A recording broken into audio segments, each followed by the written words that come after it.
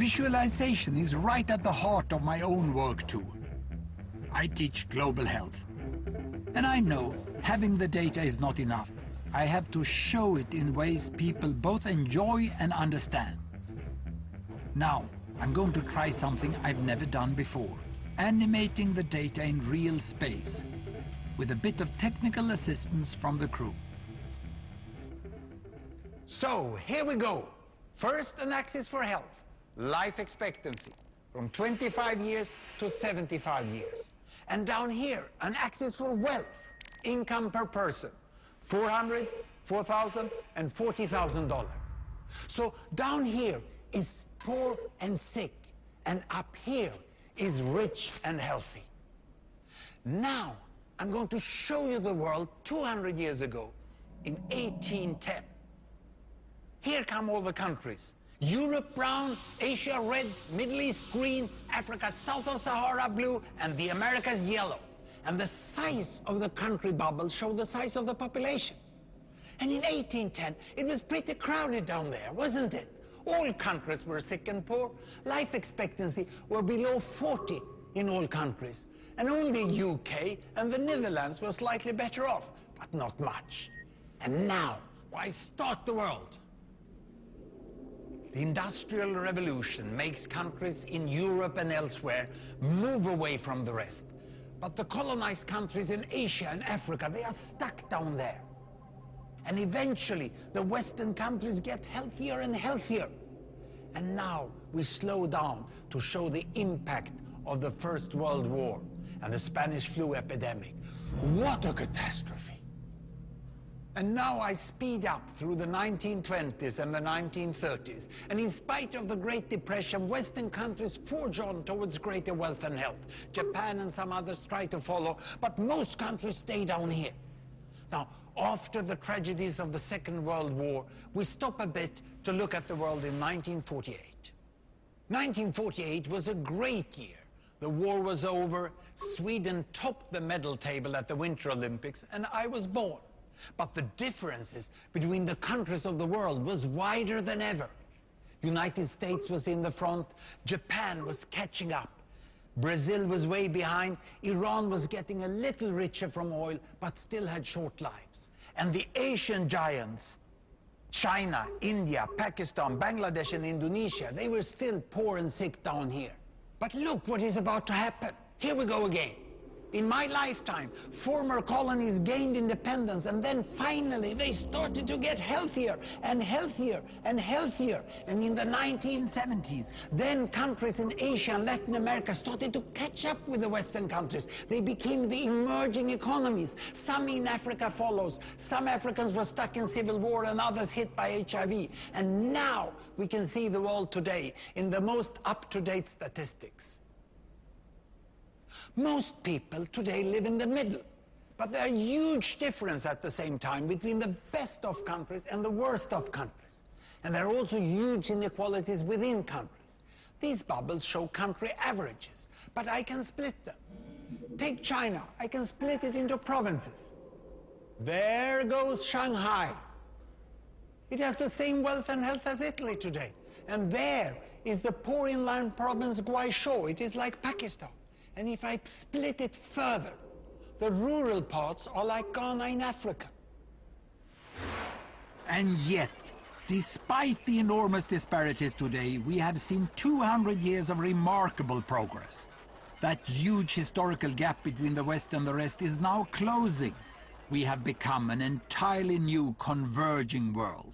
And I see a clear trend into the future. With aid, trade, green technology and peace, it's fully possible that everyone can make it to the healthy, wealthy corner. Well, what you have seen in the last few minutes is a story of 200 countries shown over 200 years and beyond. It involved plotting of 120,000 numbers. Pretty neat, huh?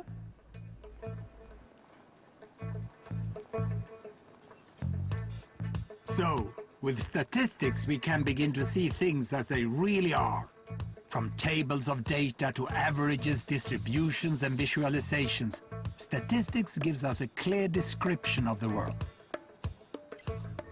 But With statistics, we cannot only discover what is happening, but also explore why by using the powerful analytical method correlation. Just looking at one thing at a time doesn't tell you very much. You've got to look at the relationships between things, how they change, how they vary together. And that's what correlation is about.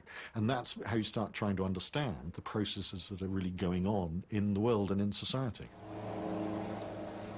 Most of us today would recognize that crime correlates to poverty, that infection correlates to poor sanitation, and that knowledge of statistics correlates to being great at dancing. Correlations can be very tricky. I got a joke about silly correlations. There was this American who was afraid of heart attack, and he found out that the Japanese ate very little fat and almost didn't drink wine, but they had much less heart attacks than the Americans. But on the other hand, he also found out that the French eat as much fat as the Americans, and they drink much more wine, but they also have less heart attacks. So he concluded that what kills you is speaking English. Smoke, smoke, smoke that cigarette. Puff, puff, puff, and if you smoke yourself to death. The time, the pace, the cigarette, weights tipped. The best example of a really groundbreaking correlation is the link that was established in the 1950s between smoking and lung cancer. Not long after the Second World War, a British doctor, Richard Doll, investigated lung cancer patients in 20 London hospitals, and he became certain that the only thing they had in common was smoking. So certain that he stopped smoking himself. But other people weren't so sure. A lot of the discussion of the early data linking smoking to lung cancer said, well, it's not the smoking, surely, that thing that we've done all our lives, that can't be bad for you. Maybe it's genes. Maybe people who are genetically predisposed to get lung cancer are also genetically predisposed to smoke. Maybe it's not the smoking, maybe it's air pollution, that smokers are somehow more exposed to air pollution than non-smokers.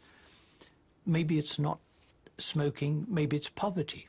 So now we've got three alternate explanations, apart from chance. To verify his correlation did imply cause and effect, Richard Doll created the biggest statistical study of smoking yet. He began tracking the lives of 40,000 British doctors, some of whom smoked and some of whom didn't, and gathered enough data to correlate the amount the doctors smoked with their likelihood of getting cancer. Eventually, he not only showed a correlation between smoking and lung cancer, but also a correlation between stopping smoking and reducing the risk. This was science at its best. What correlations do not replace is human thought. You've got to think about what it means. I mean, what a good scientist does, if he comes up with a correlation, is try as hard as she or he possibly can to disprove it, to break it down, to get rid of it, to try and refute it. And if it withstands all those efforts at demolishing it and it's still standing up, then cautiously you say, we really might have something here.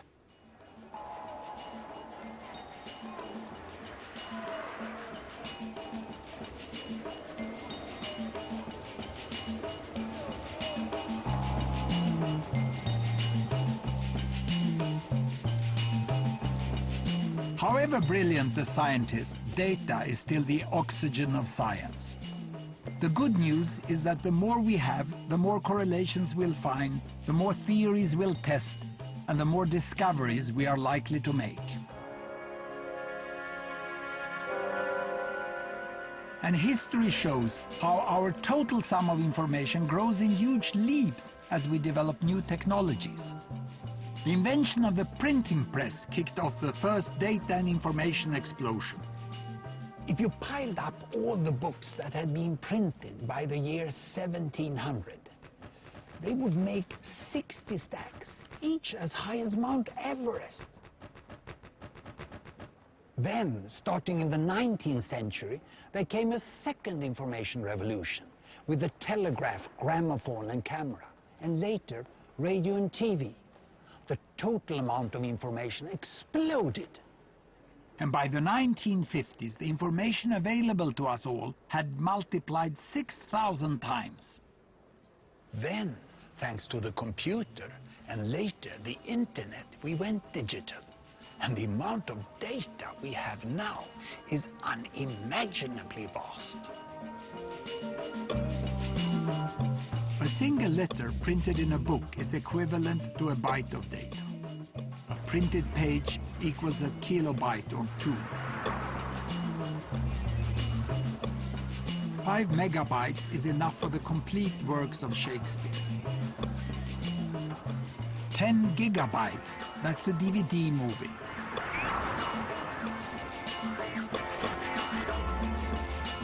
2 terabytes is the tens of millions of photos added to Facebook every day. 10 petabytes is the data recorded every second by the world's largest particle accelerator. So much only a tiny fraction is kept. 6 exabytes is what you'd have if you sequenced the genomes of every single person on Earth.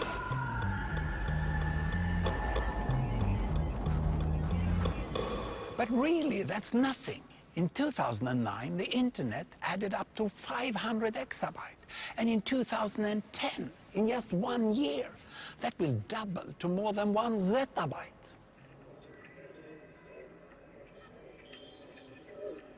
Back in the real world, if we turn all this data into print, it would make 90 stacks of books, each reaching from here all the way to the sun. The data deluge is staggering, but with today's computers and statistics, I'm confident we can handle it. When it comes to all the data on the internet, the powerhouse of statistical analysis is the Silicon Valley giant